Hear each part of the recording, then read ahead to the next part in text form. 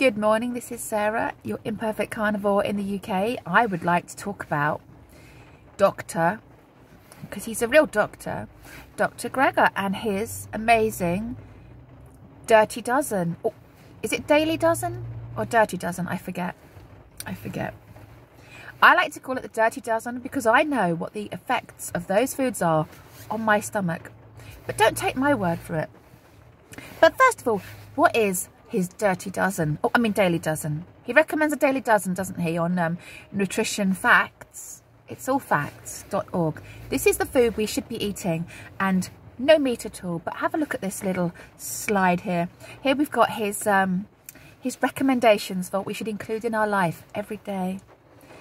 Now let's have a look. Oh, what have we got on here? Oh yes, we've got needs. Well, I am going to have needs after eating that crap. I mean, so no, let's keep it factual. We've got nuts, and we've got seeds, and we've got the whole grains, and ordinary vegetables, and leafy vegetables. Are they cruciferous, or are they not cruciferous? I don't actually care. They just sound really scary to my gut. And then we've got the fruits, and we've got the seeds there. Yeah, it's wonderful, isn't it? And have a look at the picture that I found now on the internet of how we should be eating. Have a look at this wonderful picture of all those things mixed together. My gut just actually flipped over at the sight of that. I flipped over. Doctor. Is he really a doctor? You may be able to hear the rain on the roof of my car this morning. This is as good as it gets, actually. This is if you enjoy the sun, don't come to the UK. My new best friend in Finland, who's following my channel because he's waiting for me to fail, I would like you to research into what you're eating, because I know you did a video eating broccoli. I didn't actually, I'm not going to tell everyone what your name is, mostly because I don't know what your name is and don't actually care what your name is. But you did a video eating broccoli. Now, I didn't watch the sound because I didn't want to hear the crunching. I didn't want to hear what you were saying about the broccoli. But I would like you to look up how many known carcinogens are in that broccoli. Because, you know, you've been told to eat that and to enjoy it and to crunch it and have a lovely time with that broccoli. But did you know there's 146 known carcinogens just in broccoli? Don't believe me? Look it up on the World Health Organization page and they will tell you about the carcinogens. They'll then tell you that it's okay to eat those things because they're not really harmful. Just very, very, very mild carcinogens. They're not really going to cause you any big major problem. But back to what I was saying about the researching of things. There was so much information on anti-nutrients that I couldn't memorize it all. Sorry. So I would invite you, my friend in Finland, and anyone else that's vegan that's following this channel just to watch me fail. My advice to you is look it up. Look up oxalates, goitrogens, salicylates. Is that how you pronounce it? I don't even care how you pronounce it. I just know I don't want to eat them. Goitrogens, what do? They mess up your thyroid. If you've already got a misfunctioning thyroid, don't eat foods high in goitrogens. You know, these are foods that we are told to eat every day. When I was a Slimming World consultant, we were questioning the 5-a-day thing. And I remember this was the days when I still thought vegetables were healthy. In one of the meetings, they said we couldn't launch 10 a day on people because they didn't think the British public would go for it. So they had to stick to 5 a day. What they really recommended we do is eat 10 a day. Funny that, isn't it? I might even do a video just on that.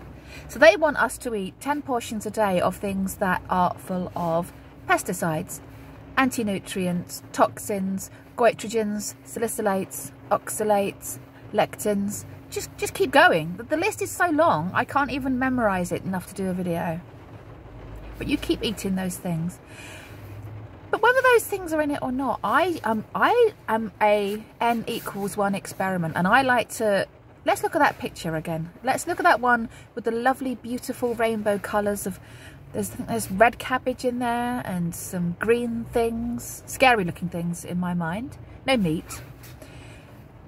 When I eat small, tiny amounts of any of those things, my body hates me. Hates me. So the thought of me having to go vegan, watch my video that says, why can't I be vegan? And I've got a face like this. So sad I can't be vegan. Because the smallest amount of those foods have always reacted badly to me. I've never been able to eat a lot of those sorts of foods. The thought of eating a raw vegan diet, wow. Well, no. Just research it. Look it up. It's not difficult to find. I didn't have any trouble finding any articles on anti-nutrients in veg. It came straight up. I don't particularly like it when people say, oh, just Google it. Because we all know that Google's full of shit most of the time. But if you type in anti-nutrients, there's a lot of articles there. Just look it up. Because if you're going to be doing a way of eating, shouldn't you know all of the information? That's what I'd like to say. If you are so happy to do this vegan lifestyle that you're doing and eating all of the Gregor's Dirty Dozen, look at this guy. Look at him. Let's put a picture of him up on the screen now. Look at him. He's not even a doctor. We can all claim we're this, that and the other, can't we? I mean, my university degree was a Bachelor of Science, but I'm not going to go around claiming I'm some sort of scientist. I'm not a scientist. But I have Bachelor of Science against my degree that I did back in 1995. So obviously I am a very proficient scientist. He's not a doctor any more than I'm a scientist. But look at that guy in his white jacket. Look at him. But this guy, he stands to make a lot of money out of us. His nutritionfacts.org website has made this guy very rich. And all of his little cronies are all very rich too. We're shouting this shit around. And because the general public don't tend to question anything, they're making a lot of money out of the people that buy this stuff. But mostly the processed foods, because they know, don't they? They know that you're not going to be able to stick to just plates of this. At some point, you're going to be buying the processed foods. You're going to be buying the stuff that makes it look like the rest of what everyone else is eating. And you're going to want the fake meat and the fake sausages. And how am I going to get my protein? Oh, I better buy that product because that says it's high in protein.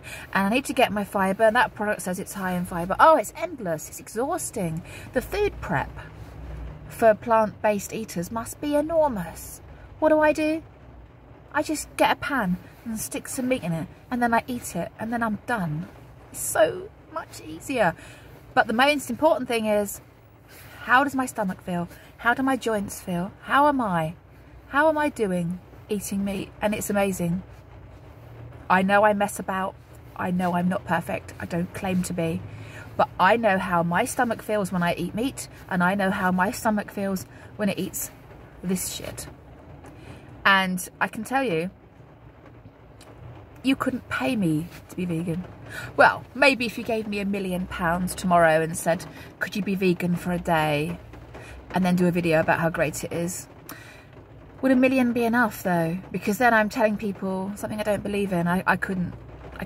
How these people are happy to take money for things that are clearly not backed up with any science, and they don't even really believe in them themselves, is amazing to me. And most carnivore influencers are not making any money. Pretty much all of us are not making any money. We're just talking about it because we want people to have multiple sides of a story and decide for themselves what makes sense, if that makes any sense. Yeah.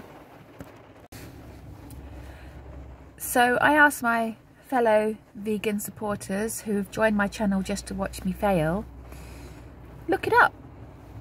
Look it up. Look what's really in your foods that your body has no idea what to do with. Oh, I'm eating spinach because it's got iron in it. Newsflash, your body can't process it. It's not. Plant foods are not bioavailable to your body. Look up bioavailability. That's something for you to research today. What's bioavailability? Nutrients found in meat, the body knows how to process. It knows exactly what to do with it, and it knows what where to put it and where it's going to go next. What do you think happens when you eat spinach? Most of it just goes straight through, apart from the oxalates and the calcium build-up that you get, and the inevitable kidney stones that's going to follow, because your body doesn't want the spinach, it wants the beef. Don't believe me? Fine. Let's see where you are. I know that my new vegan follower has only been vegan now for about 6 weeks. I'd like to see where they are in 6 years of eating raw broccoli in front of a screen. I didn't watch the video properly. I just saw him sitting there munching a piece of broccoli, and People don't get out the car very carefully, do they? Did you hear that? This is why I drive this little shitter to work. Because I think old cars actually save the planet, not electric vehicles. But that's for another video for another day. I've said enough about my anti-nutrients and my Gregor's Dirty Dozen. He's a lovely guy. I'd love to meet him one day. I love it, especially when he walks on a treadmill. That's really sexy and special, isn't it? When he's got that really high-pitched voice and he's laughing to himself like some deranged old fool in an old people's home. That's what I think of Dr. Gregor. Dr. Gregor. Not Dr. Gregor. Anyway, I love him. I'm going to go and see how much my car's been damaged by being driven into people. Yeah. Anyway, that's all I want to say about that. You have an amazing day. I've done over 10 minutes now, so I would like to let you get on with your day. And if you're vegan, go and research anti-nutrients and bioavailability. See you later. Bye.